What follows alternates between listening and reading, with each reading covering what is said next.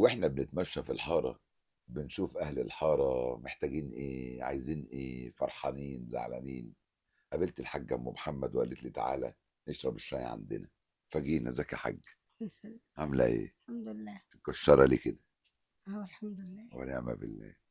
قالوا لي إن أنت ليكي طلب ومحتاجة حاجة. أنت محتاجة. عندك إيه الأول؟ عندي تعب ايه؟ عندك إيه يا عندي حاج؟ كانسر. سلامتك.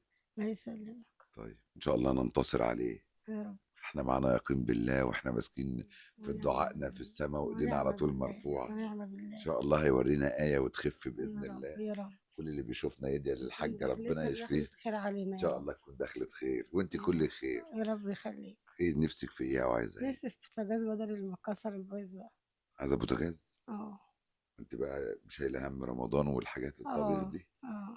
انا طب خير، ربنا بس يرزقنا برزق ان الطبيخ. شاء الله هيجي لك رزق واسع بإذن الله. يا رب. وهتخفي. يا رب. ونخلي عندك يقين ان ربنا يشفيكي. آمين يا رب.